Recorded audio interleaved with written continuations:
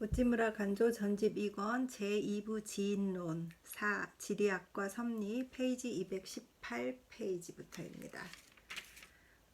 햇빛도 좀 막았고 책상도 좀 방향을 틀어서 조금 나은가 싶습니다. 캐빈이 약간 더워가지고 옷을 조금 얇게 입었습니다. 책이 과연 1800년대 후반에 지어진 책이다 보니 글이 좀 어렵고 읽기가 혀가 잘 꼬입니다. 이해해 주시기 바랍니다.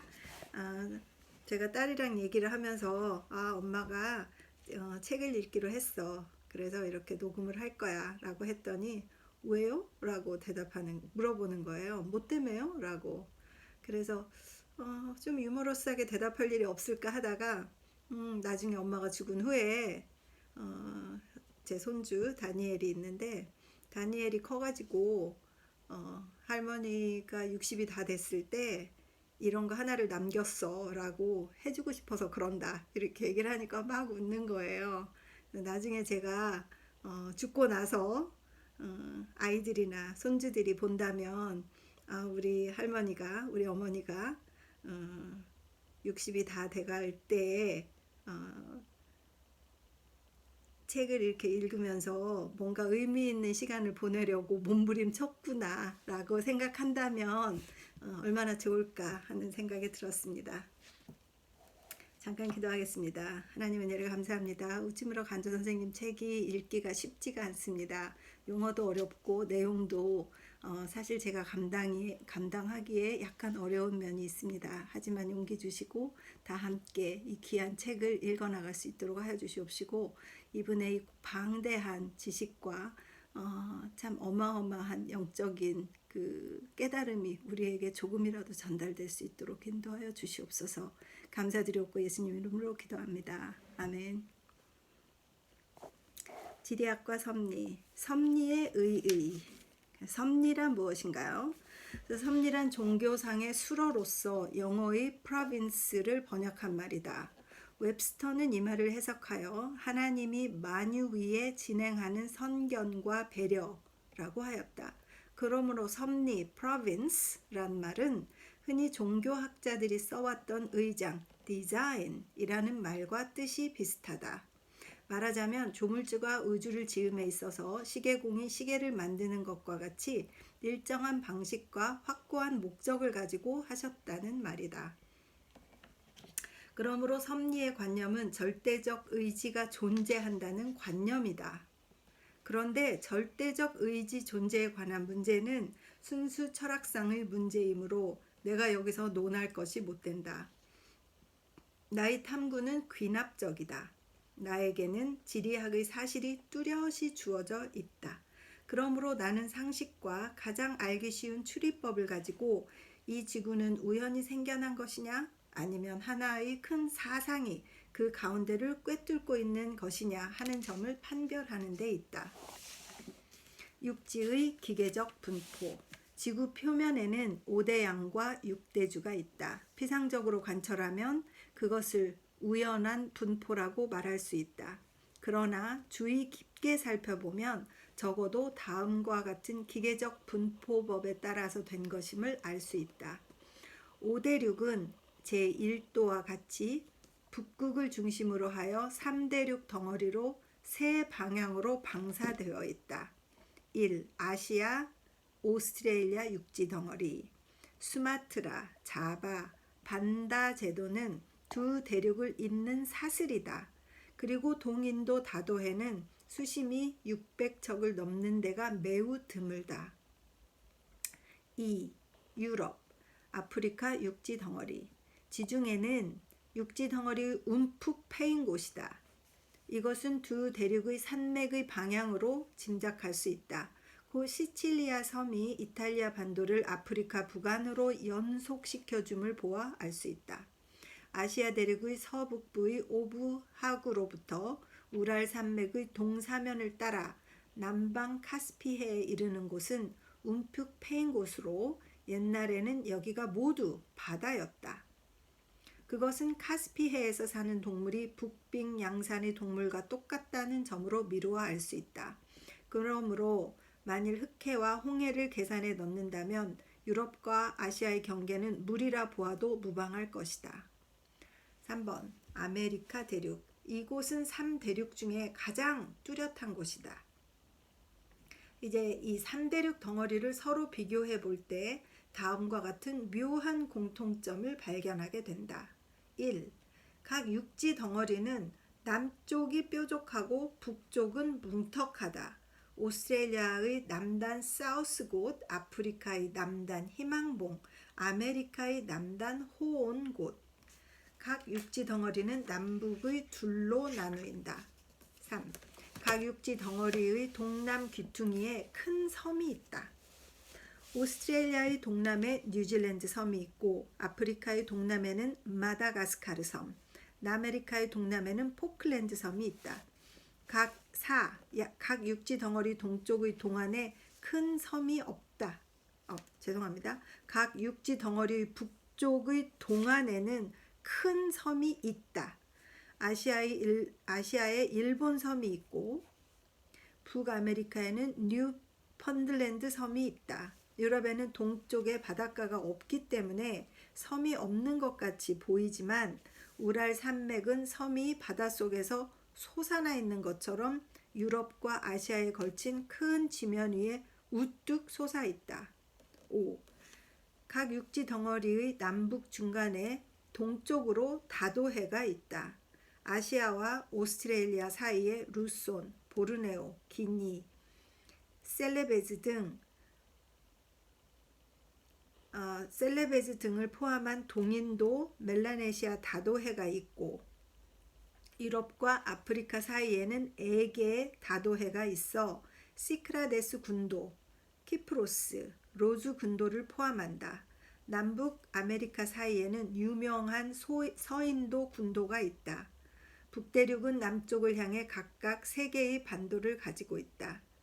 아시아에 인도 차이나, 데칸, 아라비아가 있고 유럽에는 발칸반도, 이탈리아, 스페인이 있다.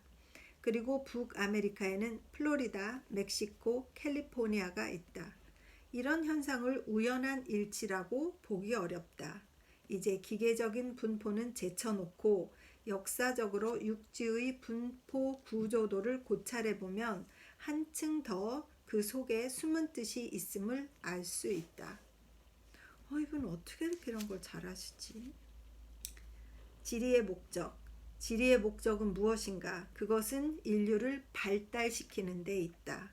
지리의 목적은 곧 역사의 목적이다. 여기에 관해서는 역사 철학자들이 말하고 있다. 리트네이는 말하기를 역사는 생리적 정도론의 논리로서 해석할 자연적 현상이라고 하였다. 분재는 말하기를 역사는 주로 인류의 종교적 양심의 발달이라고 하였다. 헤겔은 말하기를 역사는 심령 자유의 발달이며 원인 결과의 연속이다. 그러므로 모든 현상은 합리적으로 해석될 수 있다고 하였다. 셀링은 말하기를 역사는 절대적 의지의 발달이며 하나님이 서서히 스스로를 나타내시는 일이라고 하였다. 생리적 정도이든 종교적 양심 또는 심령의 자유의 발달이든 절대적 의지의 구현이든 그 속에는 모두 진보, 개발의 뜻이 담겨 있다. 인류는 지구 회전의 도수와 함께 완전을 향해 나아가고 있다는 사실은 극단적인 염세론자가 아니면 누구나 다 인정하는 바다.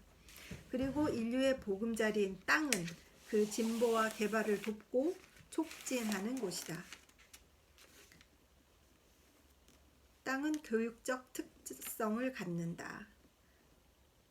땅이 교육적 특성을 가진다. 인류의 진보와 개발을 위해서 땅은 다음과 같은 특성을 지닌다.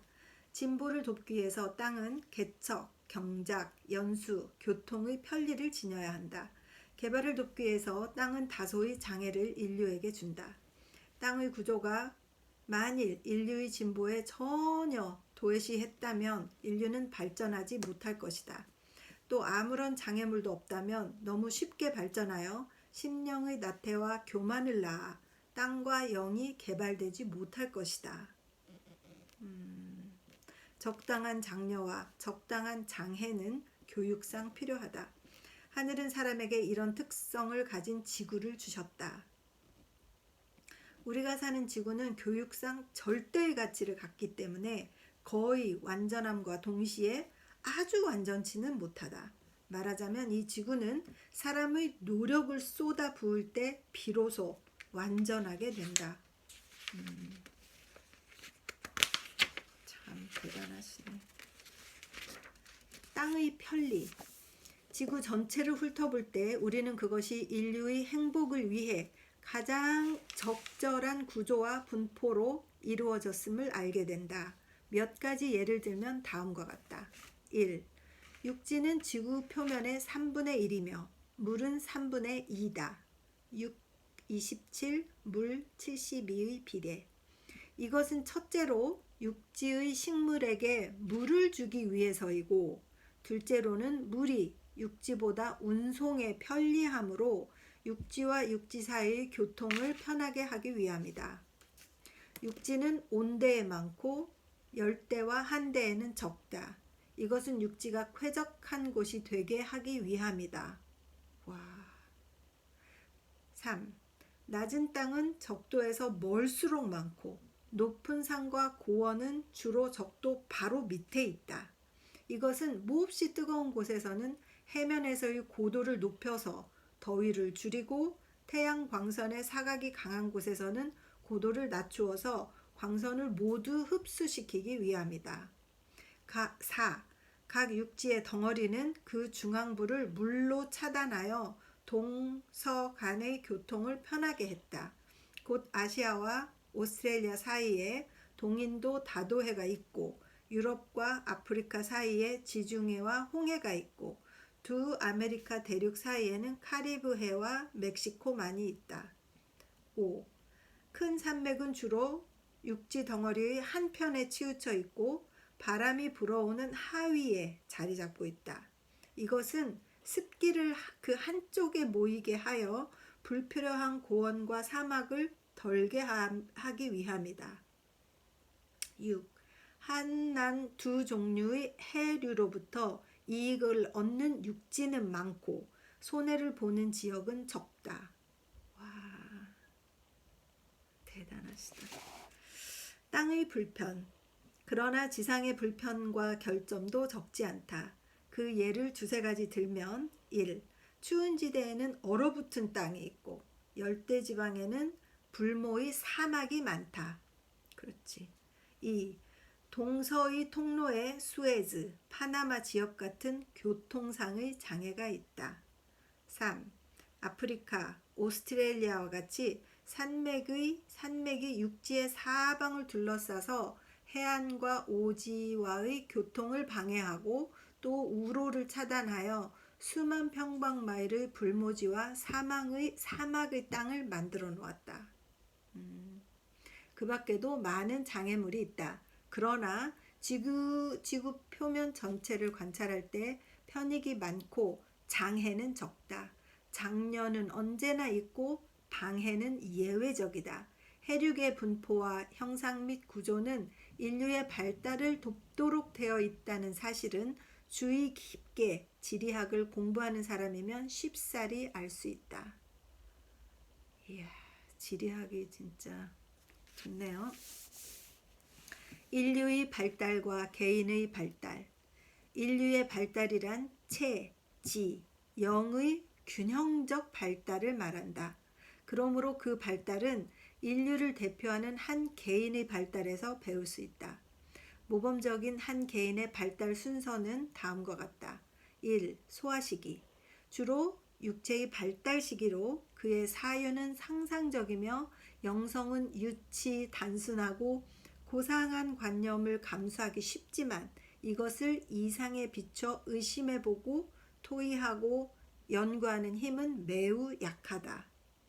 2. 청년 시기. 지식 발달의 시기이다. 체구는 밖으로 발달을 멈추고 내부의 근육과 골격이 굳어지며 이성이 차츰 눈떠 사물의 원인을 규명, 연구하게 된다.